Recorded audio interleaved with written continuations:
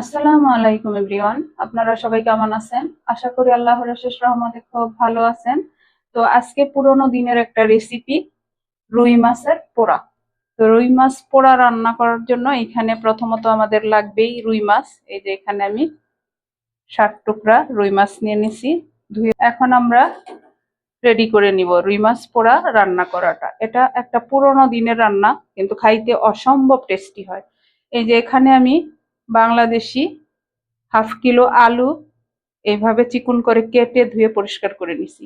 আর এইখানে আছে 2টা পেঁয়াজ কুচি, 7-8টা কাঁচামরিচ ফালি, একটা টমেটো। সবগুলো উপকরণ এখানে ঢেলে দিব। এই পর্যায়ে দিব 1 চামচ আদা রসুন পেস্ট, দিব 1 চামচ মরিচ গুঁড়া, 1 চামচ দিব হলুদ গুঁড়া, 1 চামচ দিব ধনে গুঁড়া। যা কিছু মশলা দেওয়ার একসাথেই দেওয়া হবে, আলাদা কোনো মশলা দেওয়া হবে না এটাতে। 1 চামচ দিব জিরা গুঁড়া। আমাদের আগের দিনের দাদি নানিরা কিন্তু একসাথেই সব মশলা মেখে রান্নাটা করে নিত। এই পর্যায়ে দিব স্বাদ মতো লবণ। এবার দিব একটা রসুন কুচি। এবার হাতে ভালোভাবে মেখে নিব প্রথমে। এই মাখানোর কাজটাই সবচেয়ে মজার, তাই না? তো আজকের এই রুই মাছের পোড়া রেসিপি যদি আপনাদের কাছে একটু ভালো লাগে, তাহলে আমার চ্যানেলটাকে লাইক শেয়ার কমেন্টস করে আমার পাশে থাকবেন প্লিজ আমার ভাই বোনেরা। এই যে মাখানো হয়ে গেল, এখন আমি দিব রান্নার তেল। তো তেল দিব আমি 2 চামচের মতো, এই যে হাতে নিয়ে নিচ্ছি। এই যে দেখেন, তেলটাও কিন্তু বেশি একটা দিব না। আবারও তেলটার সাথে ভালোভাবে মেখে নিলাম। অনেকেই বলতে পারেন এ এমন কেমন রান্না, তাই না? এই যে দেখতে থাকেন, এর মধ্যে আরো টুইস্ট আছে। এই পর্যায়ে আমি এই মাছগুলা মশলার সাথে মেখে নিব। এই যে মশলার সাথে ভালো করে মেখে নিলাম। এই রকম একটা পদ থাকলে দুপুরের খাবারটা জাস্ট জমে যাবে। আর গরম ভাতের সাথে এই রুই মাছের পোড়াটা সেই লেভেলের স্বাদ। এবার আমি, বলেন তো এখন আর কি বাকি আছে? আরো কিছু আছে, দেখতে থাকেন প্লিজ আমার ভাই বোনেরা।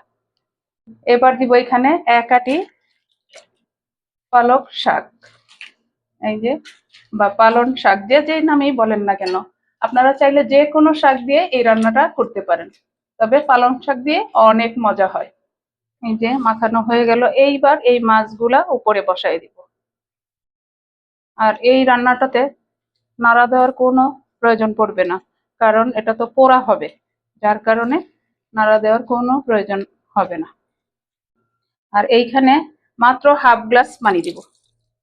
এই যে দেওয়া হয়ে গেল, এবার চুলায় বসাই দিব আর ঢাকনা দিয়ে চুলাটা জ্বালাই দিব। বিসমিল্লাহির রহমানির রহিম। আর হাই ফ্লেমে রেখে এই রান্নাটা করে নিব।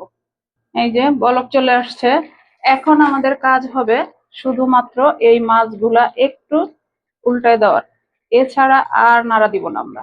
এই একেবারে সহজ রান্নাটা। আগের দিনের মানুষ আমাদের মতো এত সময় ধরে কিচেনে থাকতো না। তারা যত তাড়াতাড়ি পারতো রান্নাটা শেষ করে নিত, কারণ তাদের আরো আনুষঙ্গিক কাজ অনেক থাকতো, তাই না? এবার ঢাকনা দিয়ে হাই ফ্লেমেই রান্নাটা করে নিব। এই যে দেখেন, মাশাল্লাহ মাশাল্লাহ, এটার সেন্ট পুরো ঘর মো মো করতেছে আমার। এই যে দেখেন, অলমোস্ট হয়ে গেছে তরকারিটা, কিন্তু এই যে যেহেতু রুই মাছের পোড়া, এই যে নিচে কিন্তু পোড়া লেগে গেছে, একটু পোড়া পোড়া হইতেছে। এখনো কিছু বাকি আছে রান্নাটা। এই পর্যায়ে আস্ত কিছু মরিচ উপর দিয়ে, কাঁচামরিচ উপর দিয়ে দিয়ে দিব। আঁচটা কিন্তু হাই ফ্লেমে আছে।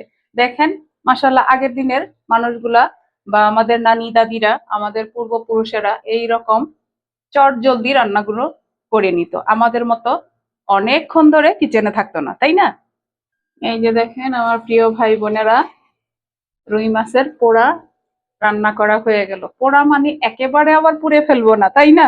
এই যে দেখেন পোড়াটা, আর এত সুন্দর একটা সেন্ট আসতেছে, বাসায় না বানালে পাবেন না। তো চলেন আমরা এখন সার্ভ করব, করেই খেতে বসে যাব। চলেন এবার আমরা সার্ভ করে নিব। দেখেন মাশাল্লাহ, রুই মাছের পোড়াটা দেখতে কত লোভনীয় হয়েছে। এই যে একটা বড় সাইজের সার্ভিং ডিশ নিয়ে নিলাম। এই যে এবার উঠাই নিব। যেহেতু পোড়া, নিচে তো অবশ্যই একটু লেগে গেছে। এই যে দেখেন, আমি একটু আপনাদেরকে দেখাবো যে কেমন পোড়াটা হয়েছে।